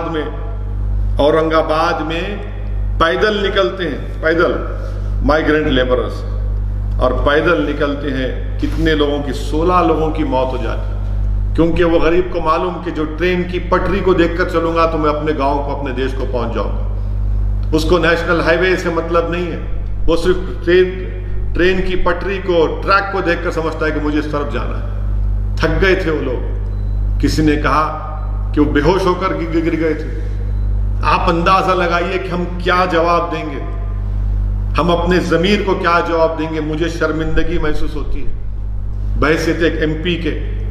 تکلیف ہوتی ہے کہ میں کیا جواب دوں گا. میں جو دیکھ رہا ہوں بھوک کو، فاقہ کشی کو، غربت کو، بے روزگاری کو کبھی میں نے اپنی زندگی میں نہیں دیکھا ایسا. اور پھر اورنگ آباد کے اس ٹرین کے پٹریوں پر 16 لوگوں کی موت، ان غریبوں کی موت، اس میں کوئی اعلیٰ ذات کے لوگ نہیں تھے. اور پھر وہ تصاویر آتی ہیں کہ لاشیں بکھری پڑی ہوئی ہیں اور روٹیاں پڑی ہوئی ہیں ریلوے کے ٹریک کے اوپر. حکمران جو ہے، چاہے وہ بی جے پی ہو یا مہاراشٹر کی حکومت ہو، کیا جواب دیں گے آپ لوگ؟ کوئی اس ملک میں ان مرنے والوں کی کوئی قیمت ہے یا نہیں؟ ان کی جان کی کوئی قیمت ہی نہیں. صرف ایک بیان آ گیا وزیر اعظم کا اور ریلوے منسٹر کا کہ افسوس ہوا، مگر جن کے گھر پر یہ لاشیں گئی ہوں گی یا جن کو خبر ملی ہوگی کہ جس عورت کو معلوم ہوا ہوگا کہ میرا پتی مر گیا، جو بیٹا یتیم ہوا ہوگا، جس کی ماں کی کوکھ اجڑ گئی ہوگی، کیا جواب دیں گے ان کو؟ اور کیوں مرے وہ لوگ؟ حادثے میں نہیں مرے، بھوک کی وجہ سے، پریشانی کی وجہ سے، اس کووڈ وائرس کی ڈر کی وجہ سے. پیسے نہیں تھے، اپنی عزت کے لیے، اپنی سیلف ریسپیکٹ کے لیے اپنے گاؤں کو، اپنے دیش کو جا رہے تھے اور تھک کر بے ہوش ہو کر گر گئے. ٹرین آئی اور ٹرین ان کو مار کے چلے گئی. 800 کلومیٹر، 900 کلومیٹر، 1000 کلومیٹر لوگ پیدل جا رہے ہیں، سائیکل پر جا رہے ہیں. آپ اندازہ لگائیے، کوئی دنیا کی بہترین سے بہترین سائیکل ریس میں بھی کوئی اتنا لمبا سفر کوئی نہیں کرے گا، مگر اب جانا ہے ان کو. اتنے لوگ بھوکے ہیں، یہ سرکار کچھ نہیں کر رہی. ٹرین میں بھی جا رہی ہے تو ٹرین کا ٹکٹ پوچھ رہے ہیں. 1-2 ٹرین گئے، اب تک ٹرین بھی رکنے والی ہے. کرناٹکا میں کہا کہ نہیں مت بھیجو ان لوگوں کو، ان کو رہنے دو یہاں پر. بھائی یہ انسان ہے، اس دیش میں سمویدھان ہے، آئین ہے، کانسٹیٹیوشن ہے، رائٹ ٹو لائف کے خلاف ہے، پرسنل لبرٹی کے خلاف ہے. کیا کر رہی سرکار ان مزدوروں کے بارے میں، مائیگرنٹ لیبررز کے بارے میں؟ اتنی ٹرین چلائیں گے فلاں، ارے بھائی لے کے کیوں نہیں جا رہے؟ پھر آپ نے ہر اسٹیٹ گورنمنٹ کو آپ بولنا تھا کہ ہم یہ دے رہے ہیں آپ کو، یہ پبلک ڈسٹریبیوشن سسٹم سے ہم آپ کو چاول دے رہے ہیں، گیہوں دے رہے ہیں، بانٹیے ان لوگوں کو. کچھ نہیں. ملینوں ٹن پڑا ہوا ہے اور اتنے بڑی تعداد میں یہ مزدور جو بہار، بنگال کے، آپ کے اتر پردیش کے آئے ہیں، ممبئی میں پھنسے ہوئے ہیں. اس کا کوئی حکومت کے پاس کوئی جواب ہی نہیں ہے، نہ ان کے پاس کچھ ہے. انڈسٹری کے لوگ بولتے ہیں کہ نہیں ان کو واپس مت بھیجو، کمپنی شروع ہوگی دوبارہ. یہ سلیوری ہے، اور یہ سلیوری ہمارے آئین کی آرٹیکل 23 کے خلاف ہے. کیا ہم کو ٹریٹمنٹ کر رہے ہیں؟ مجھے نہیں لگتا کہ یہ لوگ پھر واپس آئیں گے. جس طریقے سے ہم نے ان سے سلوک کیا، کم سے کم تلنگانہ کی حد تک یہاں کی حکومت نے ان کو امداد دی، ان کی کچھ مدد کی، یہاں پر ان کو کچھ کام دیا، کھانا پہنچایا تھوڑا بہت حد تک. میرے عزیز دوستوں اور بزرگوں، آپ دیکھیے کہ یہ ان پلانڈ لاک ڈاؤن کی وجہ سے اتنی تکالیف ہو رہی ہیں، اتنی مصائب اور مشکلات میں اضافہ ہو رہا ہے کہ ہم بیان بھی نہیں کر سکتے. بچے بھوکے ہیں، عورتیں پریشان ہیں. روز کوئی نہ کوئی میڈیا میں، جو میڈیا میں ایسے لوگ زندہ ہیں ابھی جو حقیقت کو بیان کر رہے ہیں. میڈیا کے چینلوں پر 70% مودی کا اپروول ریٹ دکھاتے ہیں. میں ان لوگوں سے کہہ رہا ہوں جو یہ مائیگرنٹ لیبر چل کر جا رہے ہیں نا، بھوک سے مر کر جا رہے ہیں. ایک سیمنٹ کے مکسر ٹریلر میں بمبئی سے نکل کر اتر پردیش جا رہا تھا، مدھیہ پردیش میں روکے تو اس سیمنٹ کے مکسر میں سے 17 لوگ نکلتے ہیں. ان سے جا کر پوچھو، لگاؤ ان کے پاس جا کر کے 70% اپروول ریٹ ہے مودی کا، بولو کیا بولیں گے؟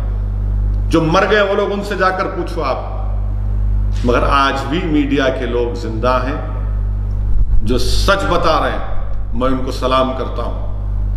جو غریبوں کی تکلیف کو بیان کر رہے ہیں، جو مزدوروں کی بربادی کی داستانوں تک آج بھی ہمارے گھروں تک پہنچانے کی کوشش کر رہے ہیں. میرے عزیز دوستوں اور بزرگوں، اور اس کے اوپر سونے پہ سہاگا یہ ہے کہ پھر ان تمام مصائب اور مشکلات میں بھی مسلمانوں کے خلاف نفرت. چنئی میں کسی بیکری میں لکھ دیا گیا کہ نہیں یہاں پر مسلمان کام نہیں کرتے. اچھا تو کیا کرنا چاہیے؟ کیوں اتنی نفرت آپ کر رہے ہیں؟ آپ اس طرح کے نوٹسز لگا کر، یہ آرٹیکل 17 کا وائلیشن ہے، انٹچبلٹی برخاست ہو چکی ہے، اور آپ وہ نوٹس لگا رہے بیکری میں. کیا یہ لوگ کیا انسان کہلانے کی ولایت ہے کہ اس طرح سے حرکت کر کے یہ کیا جا رہا ہے؟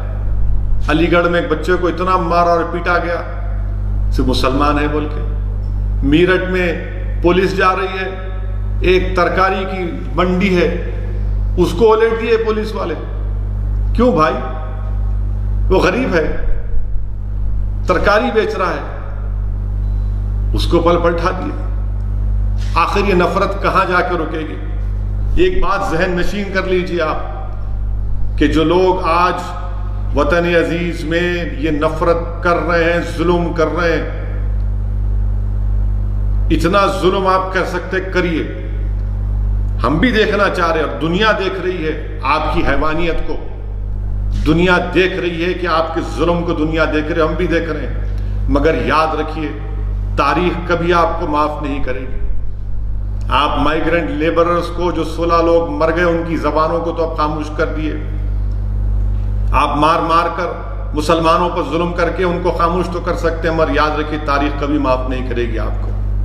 تاریخ کبھی معاف نہیں کرے گی. ہم اس کو یاد رکھیں گے. ہم انسان ہیں، ہمارے سینوں میں دھڑکتا ہوا دل ہے، ہم اس کو یاد رکھیں گے. ہم اپنی نسلوں کو بتائیں گے کہ کیسا اس وقت ظلم ہوا تھا، کیسی نفرت پیدا کی گئی تھی، کیسا ایک بیماری کو ایک مذہب سے جوڑ دیا گیا. میرے عزیز دوستوں اور بزرگوں، یہ ہمارے ملک کے لیے ٹھیک نہیں ہے، ہرگز ٹھیک نہیں. ملک کو مضبوط کرنا ہے. ملک مضبوط نہیں ہو سکتا اس نفرت سے. ملک مضبوط نہیں ہو سکتا جب ہم غریبوں سے اس طرح کا برتاؤ کریں گے.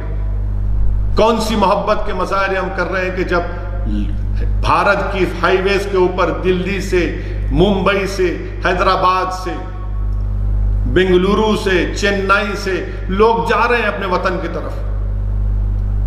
کیا جواب دیں گے ہم ان لوگوں کو؟ اور ان کا قصور کیا؟ اس میں صرف غریب ہیں.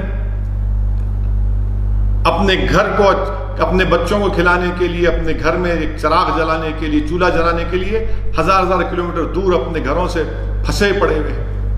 گجرات سے فون آتا ہے، سورت سے آتا ہے کہ ہم کو جانا ہے، ہمارا انتظام کرو.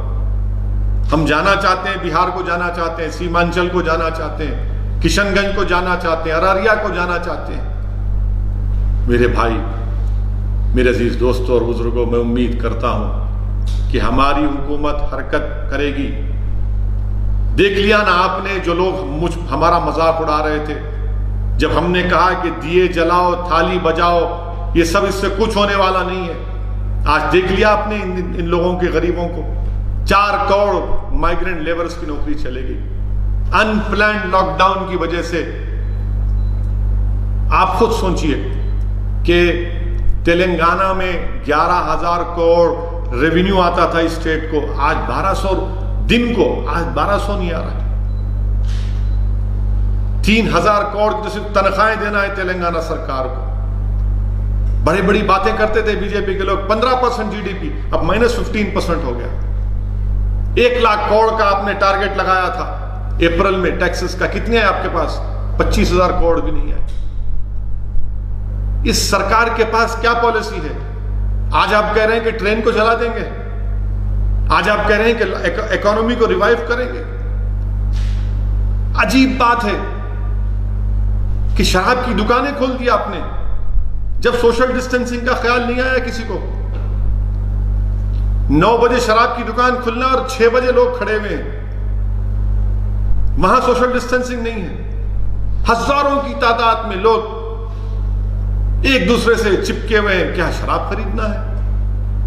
واہ، یہ گاندھی کا ملک ہے نا، یہ نانک کا ملک ہے، یہ امبیڈکر کا ملک ہے، اور لاک ڈاؤن میں شراب کی دکان اور کوئی سوشل ڈسٹینسنگ نہیں ہے. کیوں نہیں؟ ریونیو آتا. میں وزیر اعظم سے کہنا چاہ رہا ہوں، وزیر اعظم شراب کی دکان کھولنے سے اگر آمدنی ہو سکتی ہے تو آپ نوٹ چھاپیے نا. ریزرو بینک کے پاس ریزرو ہے, فورن ریزرو ہے, نوٹ چھاپیے, آپ اسٹیٹس کی مدد کریے.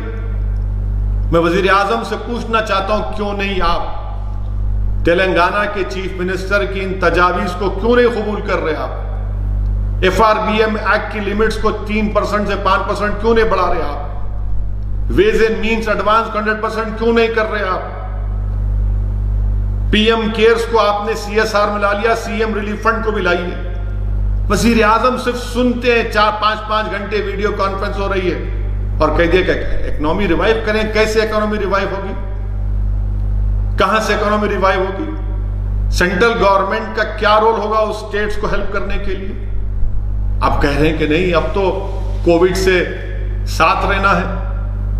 پھر اتنے دن ہم نے جو لاک ڈاؤن کیا, کیا حاصل کیا بتائیے؟ کیا سرکار نے کیا؟ کوئی جواب نہیں ہے ان کا اس کے پاس. میں تو پیغام دے رہا ہوں ان لیبررز کو, ان غریبوں کو, ابھی بھی آپ کے پاس وقت ہے, اٹھیے. آپ کی آنکھوں پر پردہ پڑا ہوا ہے مسلمانوں کی نفرت کا, نکالیے. جو سرکار آپ کی آنکھوں پر یہ پردہ ڈال کر اصل مسائل پر آپ کی توجہ نہیں لا رہی. یہ کون ہے مائیگرنٹ لیبر؟ کتنے بتائیے اعلیٰ ذات کے, اس میں کتنے اعلیٰ ذات کے؟ پورے غریب ہیں, پورے کے پورے غریب ہیں. مرنے والے غریب, ہزاروں کلومیٹر چلنے والا غریب, بچوں کو اپنی ماؤں کو گود میں اٹھا کر سائیکل پر بٹھا کر چلے جا رہے ہیں, چلے جا رہے ہیں, چلے جا رہے ہیں. یہ نظارے ہم تمام کو ہاؤنٹ کریں گے. یہ ہم تمام کو, جس کے دل میں سینہ ہے, جس میں اگر رتی برابر انسانیت برقرار ہے, تو اس کو اور ہم کو نیند رات میں سونے نہیں دے گی. یہ نظارے, یہ تکلیف کے مظاہرے ہو رہے ہیں. میں آپ تمام سے پھر سے اپیل کر رہا ہوں کہ یہ کووڈ-19 یہ وائرس کے خلاف آپ کو سوشل ڈسٹینسنگ کو برقرار رکھنا ہے, ماسک پہننا ہے آپ کو. آپ جب کبھی باہر نکلیں گے ماسک پہننا ہے آپ کو. جس کے پاس اگر سمٹمز ہیں, بخار ہے, سانس لینے میں تکلیف ہو رہی ہے, کھانسی ہو رہی ہے, یا آپ کو ریش آ رہا ہے یا کھجلی ہو رہی ہے, فوراً گورنمنٹ کے اسپتال کو جائیے, فوراً جائیے. اس میں کوئی بری بات نہیں ہے, کوئی اس میں مایوب بات نہیں ہے. یہ بیماری ہے, اور میں آپ سے بھی اپیل کر رہا ہوں کہ اس وائرس سے مقابلہ کرنا ہے. وائرس سے نفرت کریے, مریض سے مت کریے. ارے اس کو کووڈ ہو گیا, ارے تو انسان ہے بھائی, کسی کو بھی ہو سکتا ہے. برطانیہ کے وزیر اعظم کو ہوا, بڑے بڑے لوگوں کو ہوا. آپ کو اور ہم کو مل کر ایک بھارت کے سٹیزن کے ناطے اس وائرس کا مقابلہ کرنا. اور جب ہوگا جب آپ اور ہم, اور پہلے میں اپنے دلوں سے ان تمام نفرتوں کو نکالوں. اگر دل میں نفرت ہے تو میں آپ سے اپیل کر رہا ہوں کہ سوشل ڈسٹینسنگ کو برقرار رکھیے. میں آج کے اس جلسے یوم القرآن کے اس جلسے سے خاص طور سے درمندانہ اپیل کر رہا ہوں ہمارے مالیگاؤں کی غیور عوام کو. میں مالیگاؤں کی ماؤں کو, بزرگوں کو سلام کر رہا ہوں. مالیگاؤں کے نوجوانوں سے درمندانہ اپیل کر رہا ہوں. وہاں کے علماؤں سے بھیک مانگ رہا ہوں کہ سوشل ڈسٹینسنگ کو مالیگاؤں میں برقرار رکھیے. مالیگاؤں میں بہت تیزی کے ساتھ یہ کووڈ وائرس پھیل رہا ہے. میں مہاراشٹرا کے چیف منسٹر سے, ان کے تمام ذمہ داروں سے, ان سے بھی اپیل کر رہا ہوں کہ مالیگاؤں کی طرف توجہ لیجیے. مگر مالیگاؤں کی عوام کی ذمہ داری ہے کہ آپ ڈسپلن کو, سوشل ڈسٹینسنگ کو برقرار رکھیے. آپ اپنے گھروں میں سلنڈر, آکسیجن کا سلنڈر لا کر علاج نہیں کر سکتے. آپ یہ نہیں کر سکتے. آپ اس سے یہ وائرس اور پھیلے گا. خدا کے لیے میری بات کو سمجھیے. ہم کو اپنی جانوں کو بچانے کا ہے. پوری کوشش کرنا ہے کہ کوئی ہمارا بیٹا, ہمارے والد, ہماری والدہ, ہماری بیوی, ہمارے بچے, کوئی نہ مرے اس وائرس کے ذریعے. اور وہ کب ہوگا, ہم ان کی موت کو کب روکیں گے؟ جب ہم سوشل ڈسٹینسنگ کو برقرار رکھیں گے. اگر مہاراشٹرا کی حکومت مالیگاؤں میں کوارنٹائن کرتی ہے آپ کو, اس کوارنٹائن کو قبول کریے. کیونکہ وہ کوئی جیل نہیں ہے آپ کو 10 دن 8 دن رکھیں گے وہاں پر. یقیناً گھر کی سہولتیں نہیں ہیں مگر آپ کو الگ رکھنا ضروری ہے تاکہ آپ کی جان کو بچایا جا سکے. میں اس جلسے سے اپنے مالیگاؤں کی عوام سے اپیل کر رہا ہوں. میں بھی مالیگاؤں میں کئی مرتبہ آیا اور انشاءاللہ اللہ نے حیات رکھی تو دوبارہ تمہارے درمیان میں آؤں گا اور انشاءاللہ تعالیٰ دوبارہ وہ ماحول بحال ہوگا مالیگاؤں کا. وہ کھانے کی گلیاں دوبارہ بحال ہوں گی انشاءاللہ تعالیٰ. میں تمہارے گھر پر آ کر میں اپنی ماؤں سے تمہارے پاس کا جو رواج ہے تمہارے ہاتھ سے انشاءاللہ گلاس کا دودھ پیوں گا. مگر اس ماحول کو بحال کرنے کے لیے آج میری آپ سے اپیل ہے کہ آپ سوشل ڈسٹینسنگ کو برقرار رکھیے, ڈسپلن کو رکھیے, غیر ضروری اپنے گھر سے مت نکلیے.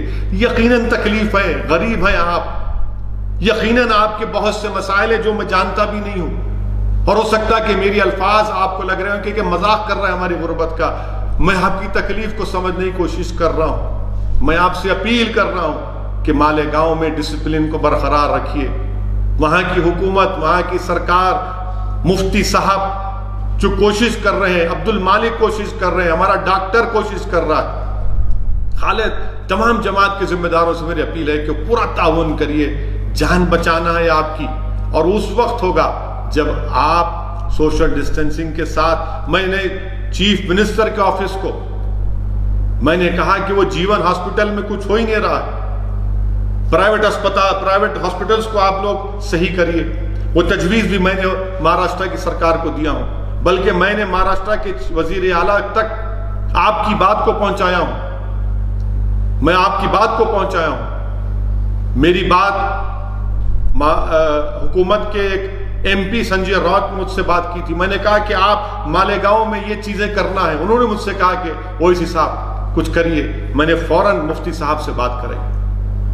میں دعا کرتا ہوں کہ مالیگاؤں میں جو لوگ بیمار ہیں, اللہ رسول اللہ صلی اللہ علیہ وسلم کے صدقے طفیل میں آپ تمام کو شفا دے دیں. اللہ آپ تمام کی, ہم تمام کی جانوں کو بچائے. مگر آپ کے تعاون کی ضرورت ہے, آپ کے تعاون کی ضرورت ہے. ہم بھی فکر مند ہیں, ہم بھی دعا کر رہے ہیں, ہم بھی کوشش کر رہے ہیں. میری آپ تمام سے اپیل ہے کہ جہاں کہیں بھی آپ ہیں سوشل ڈسٹینسنگ کو برقرار رکھیے.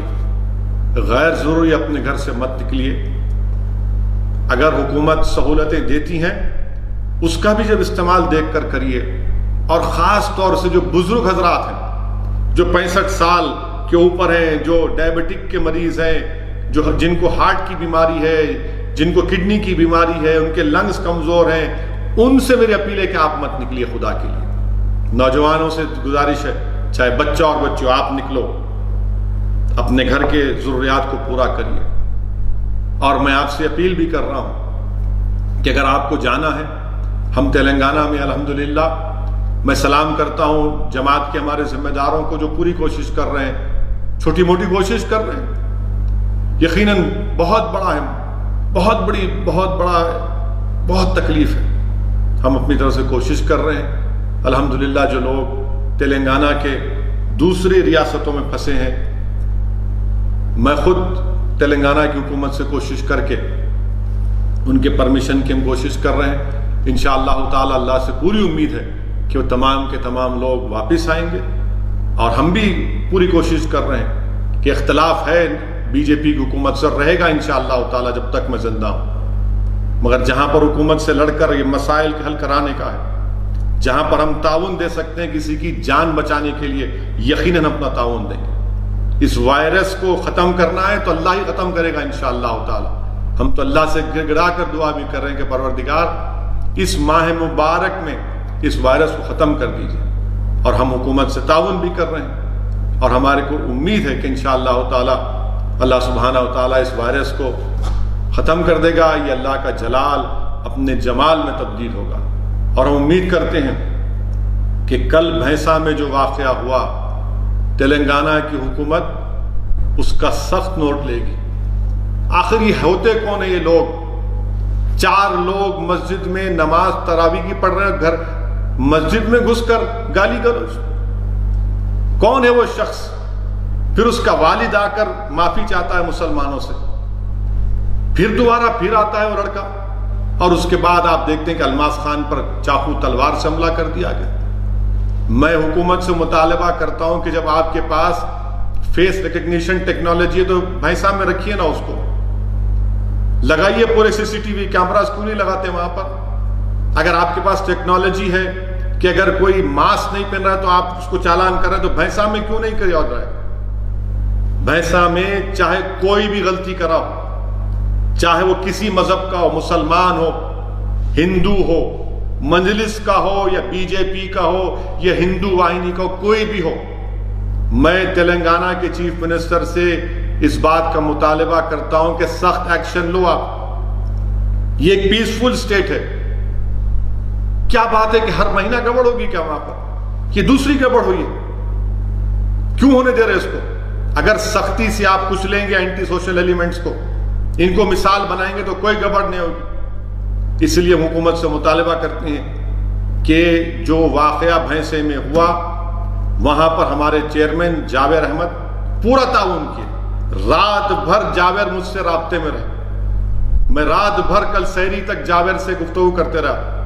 جابر نے مجھ سے کہا کہ کیا کرنے والا؟ پہلا کام یہ کرو کہ امن کو برقرار رکھو۔ بہت سے جابر خود پریشان تھے، جابر خود پریشان تھے۔